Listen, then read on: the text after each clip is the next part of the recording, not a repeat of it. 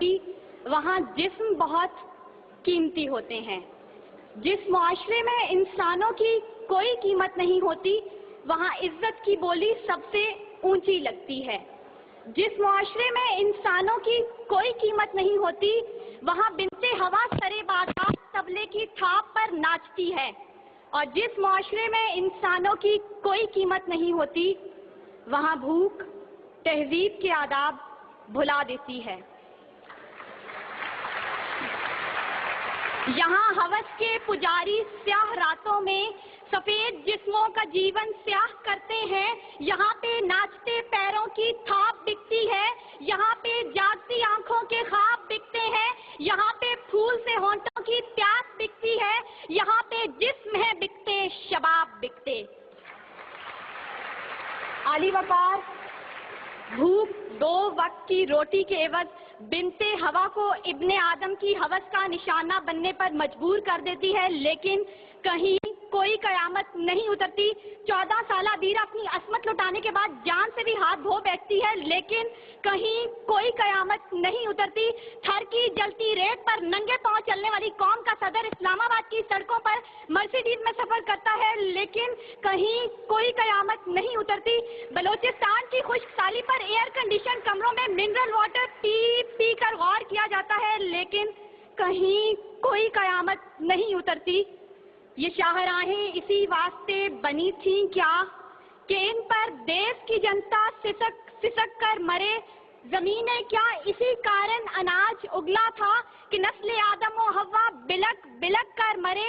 ملے اسی لیے ریشم کے ڈھیر بنتی ہیں کہ دختران وطن تار تار کو ترسے، چمن کو اسی لیے مالی نے خون سے سینچا تھا کہ اس کی اپنی نگاہیں بہار کو ترسیں۔ عالی وقار یہ ہے اسلامی جمہوریہ پاکستان، جہاں ہر کوئی اپنی دھن میں مگن ہے، سر کھجانے کی فرصت نہیں، دائیں بائیں کی فکر نہیں، ہر شخص بھوکا ہے۔ کوئی اقتدار کا طالب ہے تو کوئی شہرت کا بھوکا، کوئی دولت کا پرستار ہے تو کوئی پیٹ کا بھوکا، کوئی بھنگ کے ایک پیالے کے عوض اپنا سب کچھ نچھاور کرنے پر آمادہ تو کوئی طاقت کا بھوکا۔ کہت الرجال بڑھتا چلا جا رہا ہے، تہذیب و تمدن کے پیمانے ٹوٹ پھوٹ کا شکار ہو کر وقت کی ناقدری کا گلہ کر رہے ہیں۔ ہم زوال کی آخری حدوں کے بھی آخر پر پہنچ چکے ہیں۔ انصاف مہیا کرنے والے ادارے سسک کر دم توڑ رہے ہیں۔ ہر طرف سے ایک ہی پکار سنائی دیتی ہے، بھوک تہذیب کے آداب بھلا دیتی ہے۔ عالی وقار سنیے، اگر آپ سن سکتے ہیں کہ جب بوڑھے پروفیسر کو 6 ماہ تک پینشن نہ ملی تو اپنی کن پٹی پر پستول رکھ کر بولا تھا، میرا پاکستان ہے یہ تیرا پاکستان ہے۔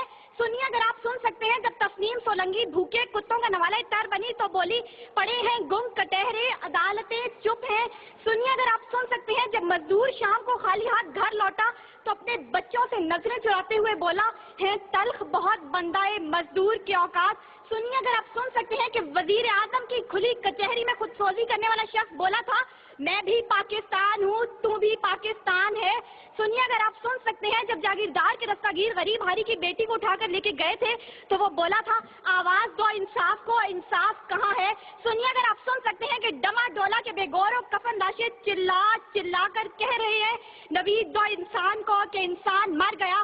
سنیے، اگر آپ سن سکتے ہیں ڈاکٹر عافیہ صدیقی آج بھی سراپا سوال ہے، ذمہ دار کون؟ سنیے، اگر آپ سن سکتے ہیں لال مسجد کے شہداء کہہ رہے ہیں، پاک فوج تو زندہ باد۔ اور سنیے، اگر آپ سن سکتے ہیں جب بے روزگار باپ نے اپنی 3 جوان بیٹیوں کو موت کے گھاٹ اتارا تھا تو بولا تھا، عجب رسم ہے چارہ گروں کی محفل میں، لگا کر زخم نمک سے مساج کرتے ہیں، غریب شہر تڑپتا ہے ایک نوالے کو، امیر شہر کے کتے بھی راج کرتے ہیں۔ عالی وقار بھوک تہذیب کے آداب بھلا دیتی ہے۔ غربت سے مجبور لوگ اپنے بچے بھون کر کھا جاتے ہیں، اپنے گردے اور آنکھیں بیچ ڈالتے ہیں، اپنی 8 سالہ بچیاں دلالوں کے حوالے کر دیتے ہیں، اپنے خاندان کے ساتھ آگ میں کود جاتے ہیں، دریاؤں سمندروں میں چھلانگیں لگا دیتے ہیں، پنکھوں کے ساتھ لٹک جاتے ہیں، ٹرین کی پٹری کے آگے لیٹ جاتے ہیں۔ غربت، ظلم اور مہنگائی سے مجبور لوگ اپنے معصوم بچوں کے گلے کاٹ دیتے ہیں۔ عالی وقار صدارت، وزارت اور عمارت کے بھوکے تہذیبی اقدار کو پامال کر دیتے ہیں. کبھی تو چند کھوٹے سکوں کے بس قوم کی بیٹیوں کو بیچ ڈالتے ہیں، تو کبھی مساجد کا تقدس پامال کرتے ہوئے انہیں لہو رنگ کرتے ہیں، اور کبھی اپنی ہی عوام سے کہتے ہیں میں تمہیں وہاں سے نشانہ بناؤں گا کہ تمہیں پتہ بھی نہیں چلے گا. جب لوگ یہ کہتے ہیں خدا دیکھ رہا ہے، میں سوچنے لگتا ہوں کیا دیکھ رہا ہے. علی وقار، اس سے پہلے کہ بھوک اس ملک کو کھا جائے، اس سے پہلے کہ لہجے بے آواز ہو جائیں، سر سنگیت سب بے ساز ہو جائے، ملت اسلامیہ کی یہ بیٹی، ملک و قوم کی بیٹی اور آپ کی بیٹی آپ سے استدعا کرتی ہے خدارا اس بوڑھے باپ کا سہارا بن جائیے جس کے بیٹے نے خود سوزی کی. خدارا اس عورت کے آنسو پوئیں ڈالیے جس کی بیٹی جاگیردار کی ہوس کا نشانہ بنی. اور خدارا ان معصوم بچوں کے سر پر دستے شفقت رکھیے جن کا باپ پولیس مقابلے میں مارا گیا. ان اشعار کے ساتھ ہی موضوع زیر بحث سمیٹتی ہوں. ستم ظریفی وقت نے کلیوں کی نزاکت کو، دلوں کی محبت کو اس طرح سے مسئلہ ہے، اس طرح سے کچلا ہے کہ زندگی اذیت ہے اور سانس کی بھی قیمت ہے.